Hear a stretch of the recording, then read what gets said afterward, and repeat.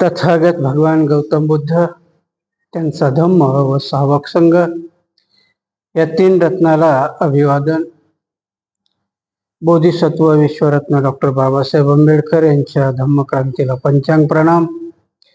उपस्थित उपासक उपासिका, ऑनलाईन बघणारे उपासक आणि उपासिका यांच्या प्रति मंगल मैत्री व्यक्त करून आज आपण नेहमीप्रमाणे मिलिंद प्रश्नाचं पठण आणि श्रवण मागच्या रविवारी येता नाही आलं. त्याच्या मागच्या रविवारी आपण प्रश्न बघितला होता की भगवान बुद्धांनी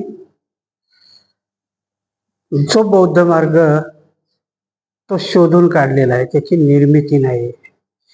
त्याच्यावरती राजा मिलिंदाने विचारलेले दुहेरी प्रश्न आपण बघितला होता. त्याचं विवेचनही आपण आपल्या परीने जसं करता येतं तसं केलं होतं. आजचा प्रश्न आहे, आज आपण त्यांच्याकडे वळूया. कारण काय होतं की बऱ्याचशा ऑनलाईन उपासकाच्या तक्रारी आहेत की तुम्ही जास्त वेळ घेत नाही, पहिल्यासारखं सांगत नाही. तर मी परत परत तेच सांगतो की मला जास्त वेळ नाही थांबता येणार. कारण कुटीमध्ये बाबा एकटे असतात आणि आमचं विहारच अशा ठिकाणी आहे की आजूबाजूला कुठेही वस्ती नाही, की काही जर एखादा प्रसंग झाला तरी त्यांचा आवाजही कुठपर्यंत जाणार नाही. आणि म्हणून मी जास्त वेळ थांबत नाही. तर त्यातलं अडचणाची होते की आपण 11चा टाइम दिला तरी आपण जे काय 2-3 जण येतो त्यांनी तरी यावं ना. मला चालतंय, माझ्या पुढे एकही माणूस असेल तरी मी करेल. तो एक का होत नाही, परमनंट मला सांगून ठेवा की हे परमनंट असतील, मग 11 वाजता तेवढे आले की मी सुरू होऊन जाईल. कारण बाबासाहेबांनी कुठल्याही चळवळीला, कारण मी जो भिक्षू आहे, कधी कधी उद्धटपणा वाटेल पण मी बाबासाहेबाचा भिक्षू आहे, बुद्धाचा नाही. आणि म्हणून काही काही बाबासाहेबाच्या गोष्टी समाजामध्ये सांगत असताना बाबासाहेबांनी शिस्तीला खूप महत्व दिलं होतं. आणि बाबासाहेब सांगताना प्रत्येक गोष्टी सांगायचे की ज्या समाजाला किंवा ज्या संघटनेला, इव्हन ज्या माणसालाही जर शिस्त नसेल तर मग इंडिव्हिज्युअल माणसाचंही आयुष्य, संघटनेचं आयुष्य आणि समाजाचं आयुष्य हे चितरबितर झाल्याशिवाय राहत नाही. आणि दुर्दैव आपलं असं की आपल्या डोळ्यापुढं आपल्याला आपली परिस्थिती दिसत असतानाही ना आम्ही सुधारतो, ना समाज सुधारतो, ना संघटना सुधारते. संघटना म्हणाल तर आमच्याकडे संघटना नावाचा प्रकार, कोणाला संघटना म्हणायचे हेही नाही. परंतु थोडंफार धार्मिक पद्धतीने आपण आपसात नाही पण किमान जाहीररित्याही आपण टीका करत नाही. धार्मिक भिक्षूवर असेल, कोणावर असेल, मग आपण ते काही गोष्टी करायच्यात. मग कधी कधी तेच होतं की तुकाराम महाराजाच्या त्या वचनाप्रमाणे की बोले कैसा चाले त्याची वंदावी पाऊले. मग समाजाला दोष देता देता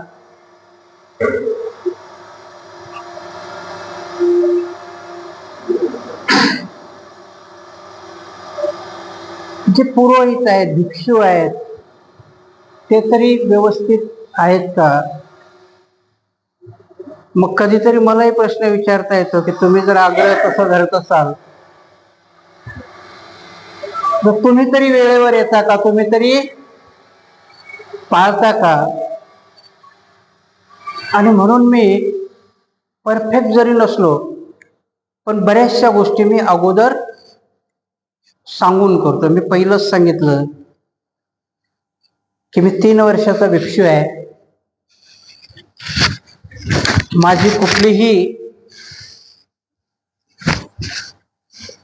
अशी ही नाहीये की मी बुद्धिमान आहे, मला सर्वच येतं आणि मी जे सांगेल ते सगळंच खरं असतं, असाही माझा दावा नाही. परंतु मी सुरुवातीलाच जसं डिक्लेअर केलं होतं की मी असं कारण असेल आणि ते योग्य कारण असेल तरच मी इथे येणार नाही. आणि मला वाटतं अयोग्य कारणाकरता मी कधी इथे दांडी मारलेली नाही. मी जे बोललो त्याप्रमाणे वागत आलेलो. शेवटी मीही माणूस आहे. फक्त अंगावर तुमच्या व्यतिरिक्त माझ्याकडे जे बुद्धाच्या भिक्षूच्या बाह्य अंतर बाह्य मनातले जे 2 गुण असतात ते 2 गुण तुमच्या व्यतिरिक्त माझ्याकडे आहेत, बाकी काहीही फरक नाही. जे बाह्य दर्शने दिसतात ते 2 गुण की माझं मुंडन आहे आणि माझ्या अंगावरती चिवर आहे, बाकी तुमच्यात आणि माझ्यात काही फरक नाही. आणि म्हणून अपेक्षा अशी आहे की मी जसं म्हटलं की मी बाबासाहेबाचा भिक्षू आहे, तर मग मला बाबासाहेब, बुद्धापेक्षा बाबासाहेब सांगणं जास्त आवडतात. कारण बुद्ध लवकर पचणार नाहीत आपल्याला. कारण बुद्धालाच प्रश्न पडला होता की मला जे मिळालंय मी ते सांगू की नको, परंतु बाबासाहेबांनी आम्हाला बुद्ध सोपा करून सांगितला. आणि म्हणून बुद्धाबरोबर बाबासाहेब सांगणं हे कधी चांगलं आहे आणि समाजाकरता. म्हणून बाबासाहेब म्हणतात की कुठल्याही गोष्टीच्या जोपर्यंत वाटा निर्माण होत नाहीत तोपर्यंत तुम्हाला इच्छित स्थळी जाता येणार नाही. आणि मग ग्रंथ वाचन काय आहे, तर या समाजाच्या वाटा निर्माण करणे आहे. मिलिंद प्रश्न आत्ताच्या याला रिलेव्हंट आहे का, तर हो. बाबासाहेबांनी जे जे बी वाङ्मय निर्माण केलं, साधारणतः आध्यात्मिक दृष्ट्या म्हणजे बौद्धाचं, बाबासाहेब निश्चित धार्मिकच होते अशातला प्रकार नाही. बाबासाहेब पट्टीचे राजकारणपटू होते. बाबासाहेब एकदम उच्च दर्जाचे समाज कार्यकर्ते होते. बाबासाहेब ह्या विश्वात म्हणता येईल असे पत्रकार होते. म्हणजे बाबासाहेब हिस्टोरियन होते, पत्रकार होते, समाजसेवक होते, कार्यकर्ता होते, बोधिसत्व होते. ह्या सर्व दृष्टीतून पाहताना मग आम्हाला बाबासाहेब कुठल्या दृष्टीतून स्वीकारायला पाहिजे हे जोपर्यंत आम्ही ठरवत नाही तोपर्यंत आपल्याला बाबासाहेबही कळणार नाही. कारण संपूर्णतः बाबासाहेबालाही तुम्ही नाही पोचू शकणार. आणि संपूर्णतः बाबासाहेब सांगणं कोणाच्या आवाक्यातली गोष्ट नाहीये, कारण तो अथांग समुद्र आहे. आणि अथांग समुद्रामधली एक ओंजळभर पाणी उचलणं हेच आपल्यासारख्या पामराच्या हातामध्ये आहे. पण ते ओंजळभर पाणी उचलताना इमानदारीने उचललं पाहिजे एवढी एक अपेक्षा आहे. त्याच्यामध्ये विकृती करता कामा नये. आणि म्हणून आज आम्ही बाबासाहेब आमच्या सोयीने वापरतो, तो सोयीने न वापरता, घाईने न वापरता आमच्या फायद्याचा आणि समाजाच्या इष्टतेचा बाबासाहेब अंगीकारला पाहिजे. आणि मग ह्या मिलिंद प्रश्नामध्ये बाबासाहेब त्या दृष्टीने आहेत का याचं विवेचन मी जवळजवळ आतापर्यंत करत आलो आहे. जसं बुद्ध सांगत आलो तसं मिलिंद प्रश्नामध्ये. कारण मिलिंद प्रश्न हा बाबासाहेबाचा खूप आवडता ग्रंथ आहे. बाबासाहेब त्या मिलिंद प्रश्नाविषयी स्वतः लिहितात की मला जर शक्य झालं तर भारतातल्या सगळ्यांच्या घराघरात हा ग्रंथ पोहोचवण्याचा मी प्रयत्न करील, जर मला ते शक्य झालं तर. बाबासाहेब महाराजा किंवा बुद्धाच्या घरात नाही म्हणत, प्रत्येकाच्या घरामध्ये म्हणतात. आणि म्हणून हा मिलिंद प्रश्न वाचत असताना की त्या मिलिंद प्रश्नाचं परत 2 गोष्टी की भगवान बुद्धाने, आपण सगळेजण म्हणतो की भगवान बुद्ध धर्म स्थापक आहेत. भगवान बुद्धाने जगण्याची कला सांगितली आम्हाला. धर्म स्थापन केलाय की नाही केलाय माहिती नाही, परंतु जर आपण त्रिपिटक वाचलं आणि भगवान बुद्धाची प्रत्येक वचनं वाचली तर भगवान बुद्धाने पर्टिक्युलर हा धम्म आहे असं नाही म्हटलं. भगवान बुद्धाने प्रत्येक माणसाला जगण्याची कला सांगितलेली आहे, त्याला आपण स्वरूप दिलं. आणि म्हणून भगवान बुद्धाने समाजालाच काय पण व्यक्तिशः एका एका माणसाला तू कसं जगलं पाहिजे याला प्रोसिजर दिली, नुसतंच नाही सांगितलं. बाकी धर्मानुसार त्यांच्या धर्मसंस्थापकांनी किंवा स्वतःला देव म्हटले असतील, देवाचा प्रेषित म्हटले असतील, गॉड म्हटले असतील, भगवान बुद्धाने तसं नाही केलेलं. भगवान बुद्धाने माणूस आहे आणि माणसालाही बुद्धत्व प्राप्त करता येतं त्याची एक मस्त प्रोसिजर सांगितली. नुसतं ठोकून दिलेलं आहे का नाही, तर तुम्हाला तिथपर्यंत जाता येतं. आणि मग तिथपर्यंत जाण्याच्या ह्या मार्गामध्ये एवढं अथांग लिटरेचर निर्माण झालं की ते बाबासाहेब स्वतः म्हणतात की एका नाही, कारण वेड्या माणसाला सगळं माप असतं. साधी गोष्ट घ्या, तुम्ही एखादी प्रॉमिसरी नोट जरी लिहिली किंवा तुम्ही एखादा MOU करता, त्याच्यामध्ये जरुरीने लिहिलेलं असतं की ही नोट लिहिताना मी पूर्ण होसो हवास मध्ये होतो. व्यवहारामध्ये आलेल्या गोष्टी या कुठून आलेल्या आहेत? तिथून.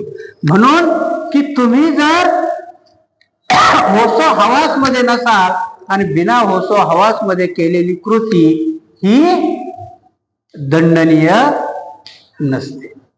आणि तोच प्रश्न राजाला नागसेन विचारतात की राजा, एखाद्या वेड्या माणसाने तुझ्या राज्यामध्ये जर खून केला किंवा काही अपराध केला तर तू त्याला काय सजा देशील?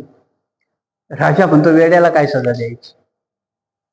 2-4 मारून त्याला आम्ही काढून देतो. पण ते नागसेन सांगतात असंच होतं की तो ऋषी कश्यप त्यावेळेस त्याचं चित्त वेड होतं, वेडा झाला होता. आणि म्हणून आजही आपण जर बघितलं तर अल्पवयीन मुलाला त्याच्या हातून खुनासारखा गुन्हा जरी घडला तर त्याला फाशी देतात का? अल्पवयीन मुलाला 3 वर्षाची सजा आहे. तेच आहे. कारण त्याला माहिती नसतं ते काय करतो म्हणून. त्याची बुद्धी तेवढी विकसित नसते. भलं आणि बुऱ्याची जाण त्या माणसाजवळ नसते, जशी वेड्याला नसते, जशी दारू पिऊन माणूस बेहोश होतो. म्हणून तुमच्या प्रॉमिसरी नोटमध्ये येतात की मी शुद्धीत असताना केलेला हा व्यवहार आहे. कारण मेंदूवरती तुमच्या ग्लानी येणं, मेंदू तुमचा काम न करणं आणि त्याच्यामध्ये केलेली कुठलीही कृती ही दंडनीय नसते. तशाच प्रकारचा गुन्हा, तशाच प्रकारचं कृत्य लोमस काश्यप ऋषींनी केलं होतं.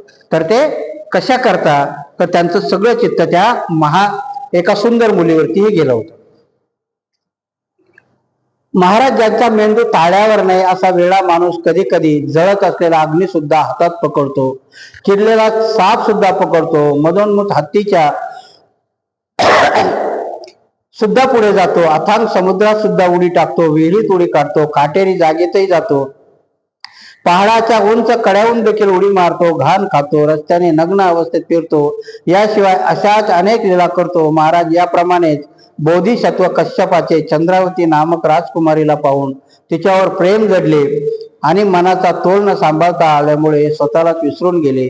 तिच्याविषयी मनात असलेल्या उत्कंठेमुळे व विरहामुळे त्यावेळी त्यांच्यावर वेड लागण्याची पाळी आली असता एखाद्या भटकलेल्या किंवा भूललेल्या माणसाप्रमाणे त्यांनी घाईघाईने अविचाराने महायज्ञ केला.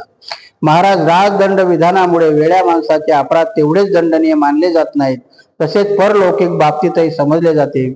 महाराज, एखाद्या वेड्या माणसाने कोणाला ठार मारले तर तुम्ही त्याला कोणता दंड द्याल? वेड्या माणसाला दंड जो कसला, त्याला ठोकपीट करून सोडून देण्यात येते. त्यासाठी एवढाच दंड पुरेसा असतो. महाराज, खरी बाब तर ही आहे की वेड्या माणसाला दंडच नसतो. वेड्या माणसाचा अपराध म्हणजे अपराधच मानला जात नाही, त्याला क्षमा करण्यात येते. महाराज, याप्रमाणे बोधिसत्व राजकुमारी चंद्रावतीला पाहताच तिच्यावर मन जडल्याने बेभान झाले आणि स्वतःला विसरून गेले. तिच्यावरील प्रेमामुळे लाभलेली उत्कंठा व विरहामुळे त्यांच्या हातून वेड लागण्याची पाळी आली. अशा भटकलेल्या मनस्थितीत घाईने त्यांनी अविचाराने यज्ञ केला. परंतु जेव्हा ती प्रियेची नशा उतरली आणि मनस्थिती ठिकाणावर आली तेव्हा ते प्रवर्जित होऊन 5ही महाज्ञान प्राप्त करून त्यांनी ब्रह्मलोकास गमन केले. आणि म्हणून इथे सांगितलं की त्या ऋषीच्या हाताने महायज्ञाचं पातक कसं घडलेलं आहे, तर त्यांच्या वेडापायी, त्यांच्या याच्यापायी. आताच्या जमान्यामध्ये तुम्ही बघा, एखादा जुगारी माणूस असतो, तुमच्यात कोणी जुगारी नसेल पण जुगारी माणसाला विचारा, तो जुगार खेळत असताना पूर्ण नशेत असतो.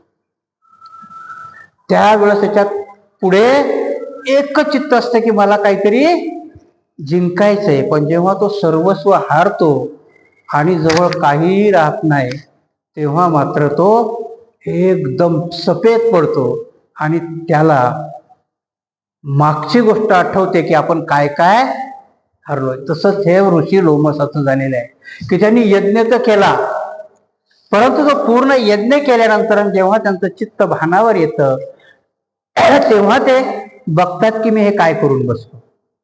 सम्राट अशोकाची गोष्ट तशीच आहे की त्यांना ते राज्य जिंकायचंय म्हणून लाखोचा रक्तपात घडवला.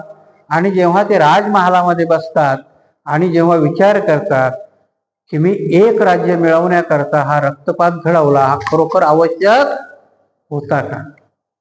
आणि म्हणून लाखोनी लोक मारणारा राजा देवानं देव प्रिय होतो. आणि तो राजा त्याचप्रमाणे त्या प्रत्येक जमान्यामध्ये चालत आलेला आहे.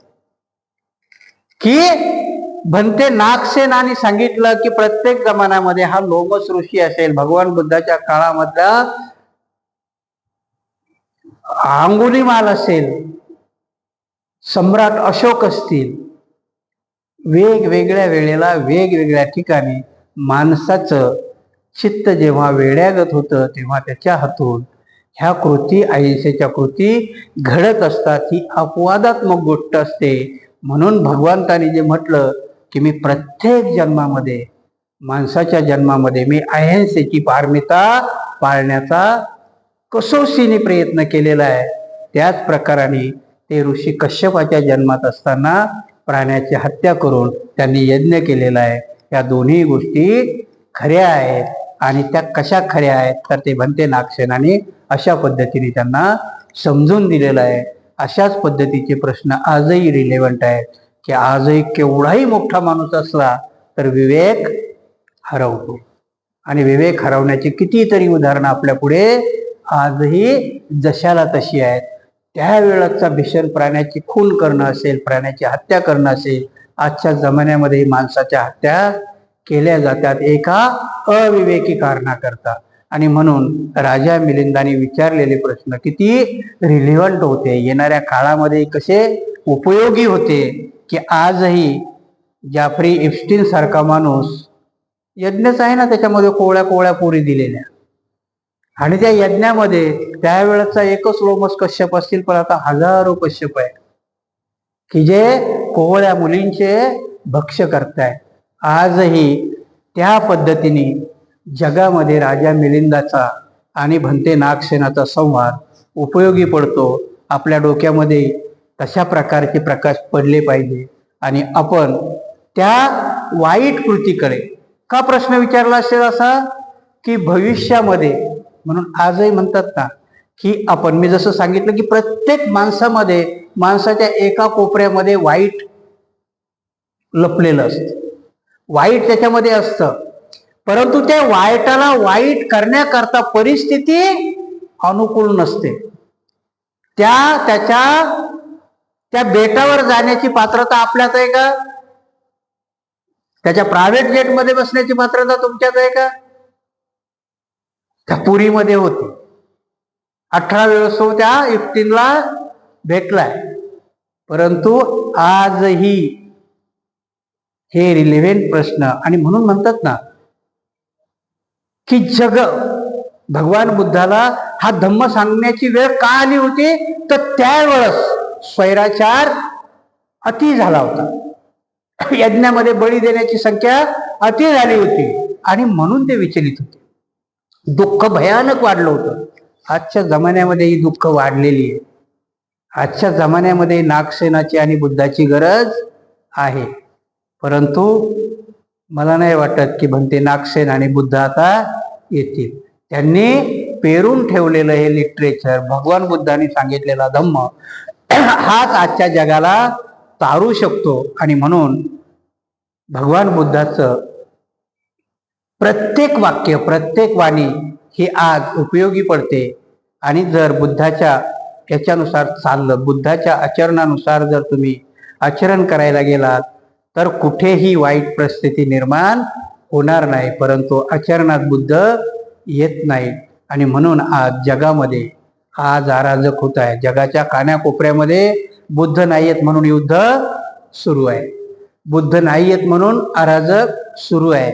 आणि म्हणून भंते नागसेन निर्माण करणं किंवा भंते राजा मिलिंद निर्माण करणं हे आजच्या काळाची गरज आहे.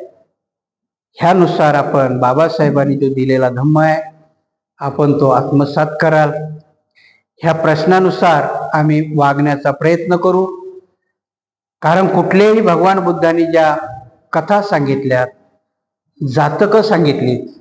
ती जातकं घडलीत की नाही घडलीत माहिती नाही, परंतु त्या जातकानुसार आम्ही वागावं, त्या जातकाचं प्रबोधन आम्ही आमच्या आचरणात आणावं, एवढी मात्र बुद्धाची अपेक्षा होती आणि बाबासाहेबाची अपेक्षा होती. म्हणून बाबासाहेबांनी जातकं नाकारली नाहीत, तर जातकं ही तुमच्या बौद्धिक रूपाने सांगण्याकरता स्वीकारलेली आहेत. आणि म्हणून आजचाही हा प्रश्न आजच्या जमान्यामध्ये रिलेव्हंट आहे. हा सगळ्यांच्या लक्षात आला असेल अशी मी अपेक्षा व्यक्त करून आजचं प्रवचन आपण इथेच थांबूया.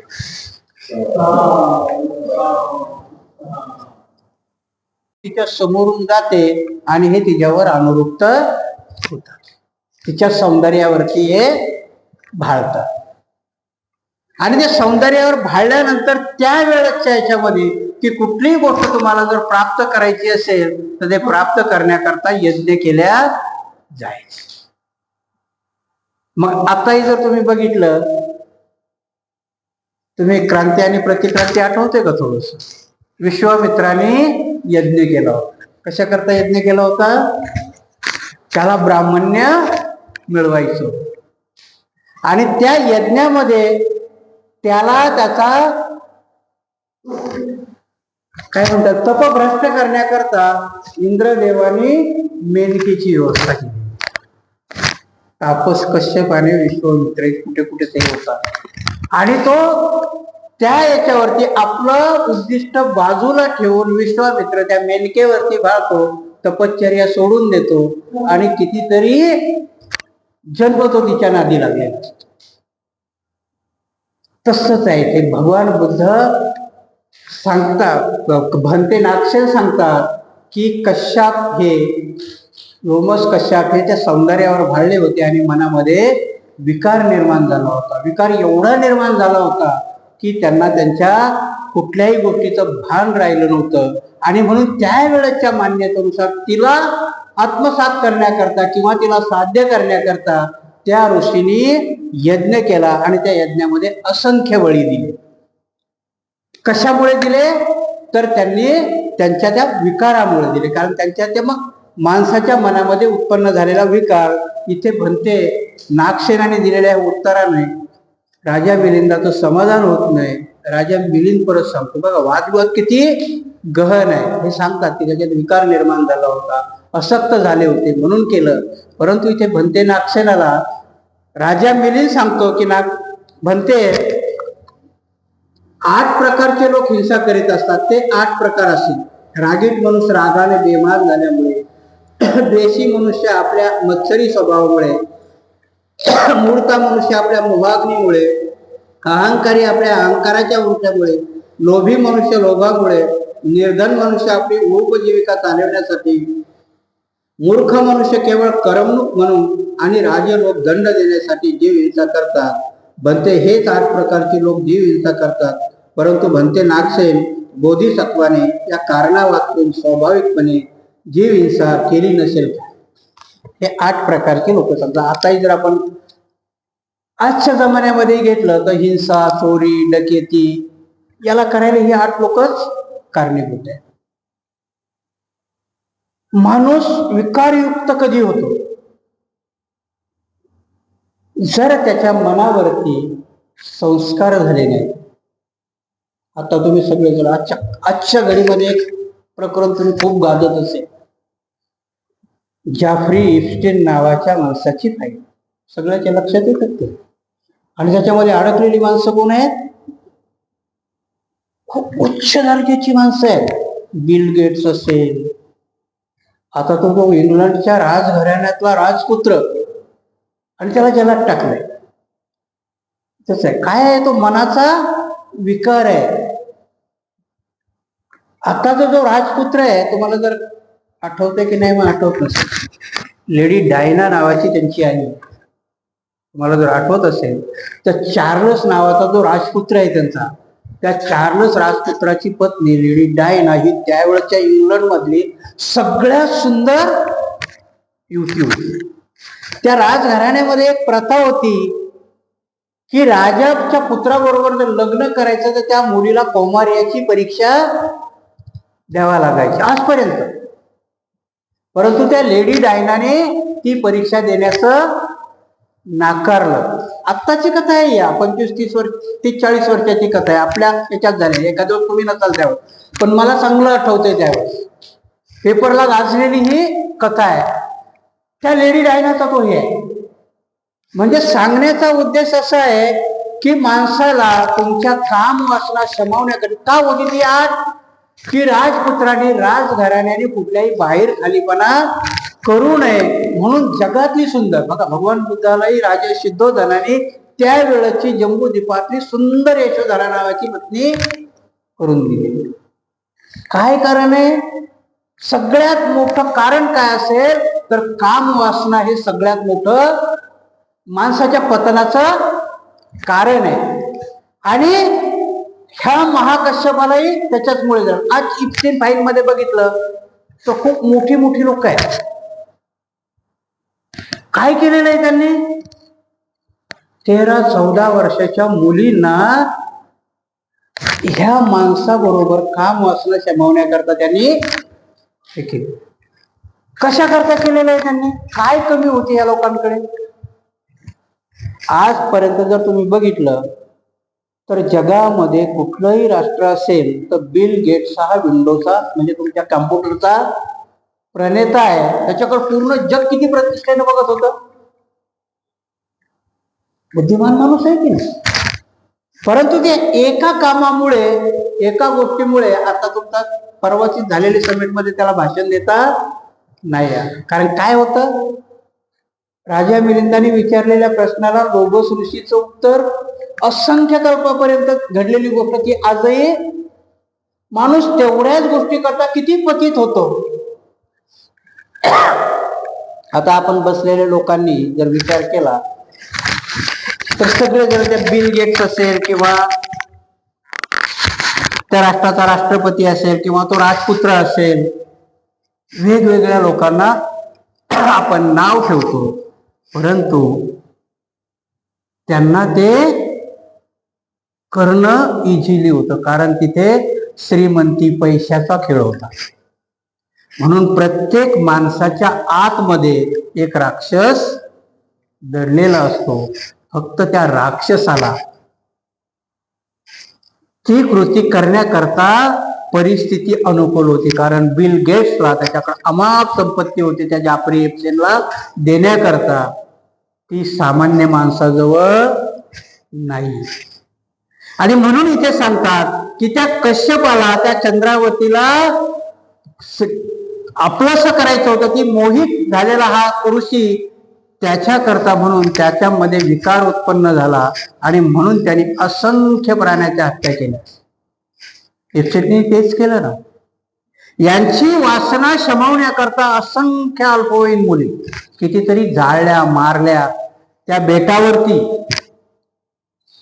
एक एक जर तुम्ही बघितलं तर तिथे ऍसिड टाकून मारलं, म्हणजे त्यांच्या हड्ड्या पण भेटल्या नाही पाहिजे एवढ्या क्रूरपणाने त्या यज्ञाचा. आणि याचा अर्थ लागतो की नाही एकच, की जर विकार निर्माण झाला तर माणूस कुठल्या हद्दीपर्यंत जाऊ शकतो. आणि म्हणून इथे भगवान भंते नागसेन त्या राजाला मिलिंदाला सांगतात की त्या महाकश्यपाच्या मनामध्येही तो विकार उत्पन्न झाला होता आणि तो यज्ञामध्ये त्यांनी प्राणी हिंसा जी केली ती विकारयुक्त चित्ताने केलेली होती. आणि म्हणून इथे भंते नागसेन त्याला सांगतात बोधिसत्वाने स्वाभाविकपणे जीव हिंसा केली नव्हती. महाराज, जर बोधिसत्वाने स्वाभाविकपणे महायज्ञ करून जीव हिंसा केली असती तर असे कदापि म्हटले नसते की तू निश्चित समजून घे की चारही बाजूने सागरापर्यंत विस्तार पावलेल्या ज्या पृथ्वीला सागराचे संरक्षण मिळाले आहे त्या संपूर्ण पृथ्वीवरील निंदेचा विषय व्हावा हे मला मुळीच मान्य नाही. आणि म्हणून भगवंत नागसेन सांगतात की ऋषी कश्यपाने, लोमस कश्यपाने ही यज्ञात केलेली आहुती, यज्ञात केलेली हिंसा ही विकारयुक्त चित्ताने केलेली होती. आणि म्हणून तिथे ते सांगतात की ते वेगळे झाले होते. आजही एखाद्या वेड्या माणसाने जर कोणाचा खून केला तर तुमचा कायदाही त्याला सजा देत नाही. कारण वेड्या माणसाला सगळं माप असतं. साधी गोष्ट घ्या, तुम्ही एखादी प्रॉमिसरी नोट जरी लिहिली किंवा तुम्ही एखादा MOU करता, त्याच्यामध्ये जरुरीने लिहिलेलं असतं की ही नोट लिहिताना मी पूर्ण होसो हवास मध्ये होतो. व्यवहारामध्ये आलेल्या गोष्टी या कुठून आलेल्या आहेत? तिथून. म्हणून की तुम्ही जर होसो हवास मध्ये नसाल आणि बिना होसो हवास मध्ये केलेली कृती ही दंडनीय नसते. आणि तोच प्रश्न राजाला नागसेन विचारतात की राजा, एखाद्या वेड्या माणसाने तुझ्या राज्यामध्ये जर खून केला किंवा काही अपराध केला तर तू त्याला काय सजा देशील? राजा म्हणतो, वेड्याला काय सजा द्यायची? 2-4 मारून त्याला आम्ही काढून देतो. पण ते नागसेन सांगतात असंच होतं की तो ऋषी कश्यप त्यावेळेस त्याचं चित्त वेड होतं, वेडा झाला होता. आणि म्हणून आजही आपण जर बघितलं तर अल्पवयीन मुलाला त्याच्या हातून खुनासारखा गुन्हा जरी घडला तर त्याला फाशी देतात का? अल्पवयीन मुलाला 3 वर्षाची सजा आहे. तेच आहे. कारण त्याला माहिती नसतं ते काय करतो म्हणून. त्याची बुद्धी तेवढी विकसित नसते. भलं आणि बुऱ्याची जाण त्या माणसाजवळ नसते, जशी वेड्याला नसते, जशी दारू पिण्याची कला सांगितली आम्हाला.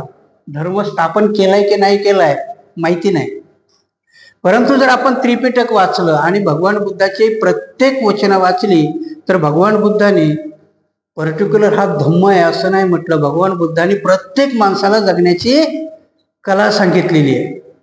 त्याला आपण स्वरूप दिलं आणि म्हणून भगवान बुद्धाने समाजालाच काय पण व्यक्तिशः एका एका माणसाला तू कसं जगलं पाहिजे याला प्रोसिजर दिली. निस्तच नाही सांगितलं. बाकी धर्मानुसार त्यांच्या धर्मसंस्थापकांनी किंवा स्वतःला देव म्हटले असतील, देवाचा प्रेषित म्हटले असतील, गॉड म्हटले असतील, भगवान बुद्धांनी तसं नाही केलेलं. भगवान बुद्धांनी माणूस आहे आणि माणसालाही बुद्धत्व प्राप्त करता येतं त्याची एक मस्त प्रोसिजर सांगितली. नुसतं ठोकून दिलेलं आहे का? नाही. तर तुम्हाला तिथपर्यंत जाता येतं आणि मग तिथपर्यंत जाण्याच्या ह्या मार्गामध्ये एवढं अथांग लिटरेचर निर्माण झालं की ते बाबासाहेब स्वतः म्हणतात की एका जन्मात एका माणसाला वाचणं शक्य नाही. वाचणंच शक्य नाही, मग अंगीकारणं खूप कठीण आहे. आणि म्हणून मग त्या भगवान बुद्धांनी जातक कथा ज्या सांगितल्या होत्या की माणसाचा लाखो युगापासून माणूस जन्म घेत घेत आला. जातक म्हणजे ह्या जन्माच्या कथा आहे. आणि आजचा प्रश्न त्याच्यावरतीच आहे की लोमस कश्यपाची ही जी गोष्ट आहे त्याच्यावरती राजा मिलिंदाने भंते नागसेनाला विचारलेला प्रश्न आहे. कारण ही लोमसाची गोष्ट ही जातकामध्ये आहे. आणि त्याच्यावरती कारण बऱ्याचशा गोष्टी काय होतात की आपण आमचे जेवढे बुद्धिवादी लोक आहेत ते सरळ सांगतात की बाबासाहेबांनी भगवान बुद्धाच्या ह्या गोष्टी नाकारल्या, ह्या गोष्टी बाबासाहेबांनी नाकारलेल्या नाही. बाबासाहेबांनी त्याला जे काय म्हणता येईल त्याला की आपल्याला असं वळण दिलंय की ज्या जातक कथा आहे. बाबासाहेब म्हणतात ह्या बुद्धाच्या आयुष्यात घडल्यात की नाही घडल्यात याच्यावरती विश्वास ठेवायचा की नाही ठेवायचा, पण त्या बौद्धिक कथा जरूर आहे की ज्या तुमच्या बुद्धीला तुमच्या वर्तणुकीला उदाहरणादाखल. आणि म्हणून त्या जातक कथामध्ये भगवान बुद्ध प्रत्येक गोष्ट तुम्ही जातक घ्या, सुत्तपिठक घ्या, काही घ्या, त्याला काय म्हणतात काल्पनिक स्वरूप नाहीये. कुठल्याही सुत्तामध्ये असेल की काही असेल तर पहिलंच असतं की एवंग मे सुतम, असं मी ऐकलंय. असं कोण म्हणतंय? भंते आनंद म्हणतात. कारण भंते आनंद हे भगवान बुद्धाचे उपस्थापक आहेत. कारण ते 24 घंटे त्यांच्या सोबत आहेत. आणि नुसते उपस्थापकच नाहीयेत तर त्यांनी एक कॉन्ट्रॅक्ट केलेलं आहे भगवान बुद्धाबरोबर. भगवान बुद्धाबरोबर त्यांचं एक कॉन्ट्रॅक्ट आहे की भगवान बुद्ध जे जे बी प्रवचन देतील त्या प्रत्येक प्रवचनाला भगवान बुद्धाबरोबर आनंद असणं जरुरी आहे. काही कारणास्तव जर आनंद नसतील तर भगवान बुद्धाने ते दिलेलं प्रवचन विहारामध्ये येऊन आनंद भंतेजीला सांगितलं पाहिजे. हे कॉन्ट्रॅक्ट आहे भगवान बुद्धाबरोबर.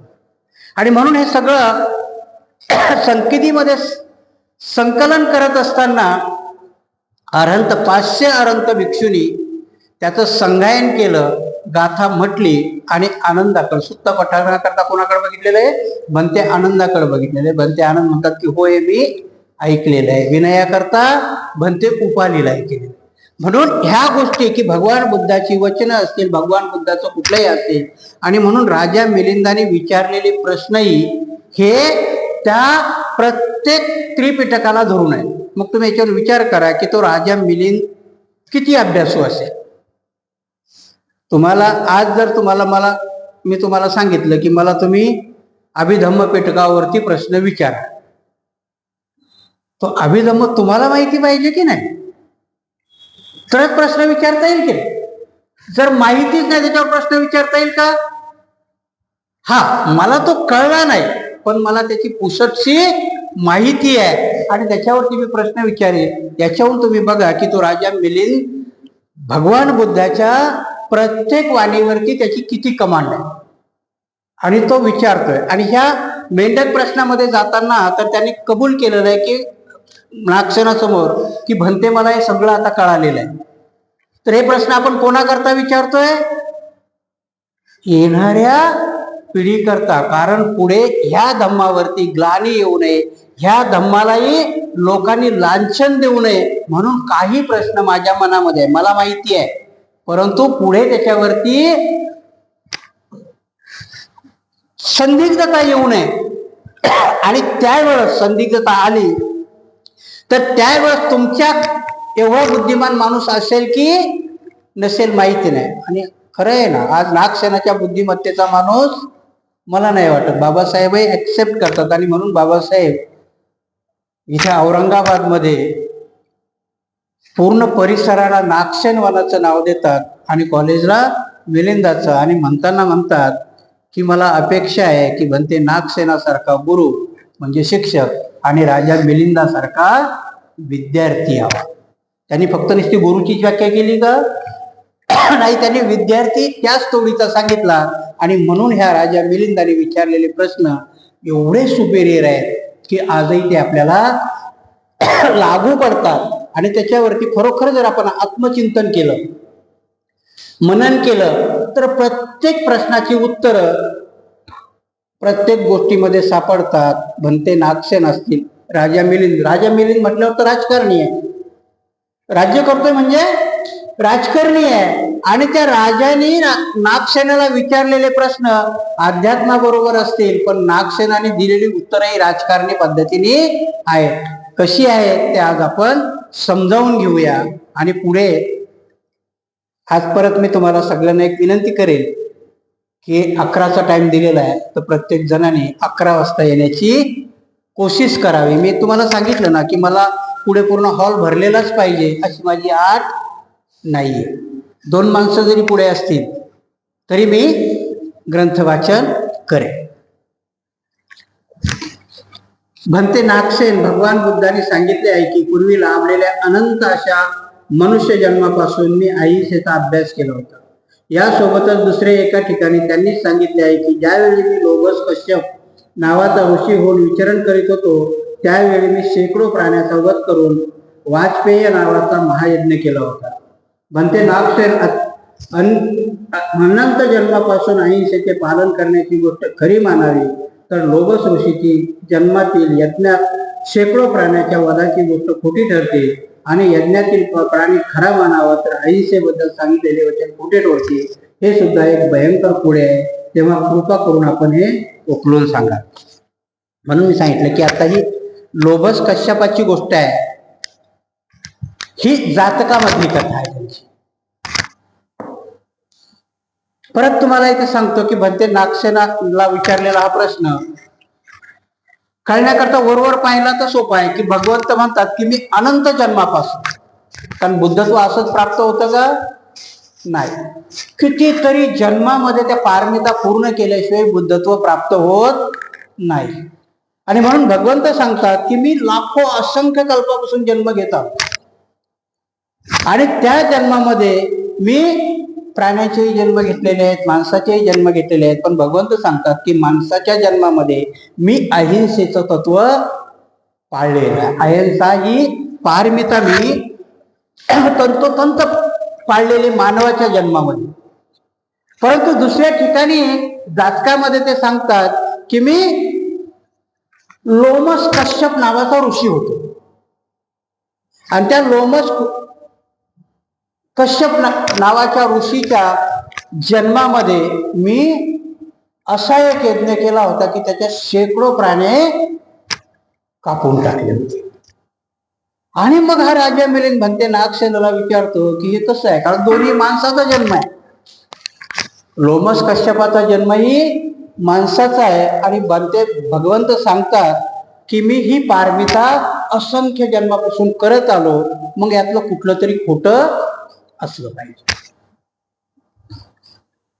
आता कुठलंही वचन भगवंताचं खोटं नाही आणि ते खोटं असूही शकत नाही आणि भगवंत हे दोन्ही गोष्टी म्हटलेत. आणि म्हणून भंते नागसेनाने राजा मिलिंदाला सांगितलं की महाराज ह्या दोन्ही गोष्टी खऱ्या आहेत.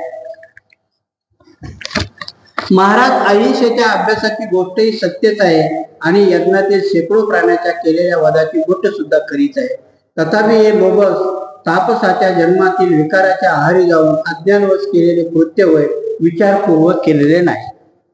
पण ते नागसेन सांगतात की अहिंसेचं तत्व भगवान बुद्धांनी प्रत्येक जन्मात पाळलेलं आहे, ही गोष्ट खरी आहे. की प्रत्येक जन्मामध्ये त्यांनी अहिंसेचं तत्व पाळलेलं आहे.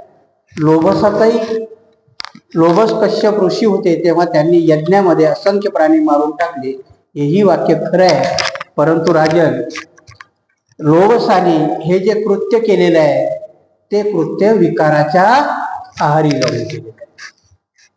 तर त्यावेळेस काय विकार जडला होता लोभस ऋषींना? ह्या सगळ्या ज्या कथा आहेत ना, ह्या बाबासाहेब म्हणतात ह्या बौद्धिक कथा आहेत की तुम्हाला त्या कुठल्या ना कुठल्या तरी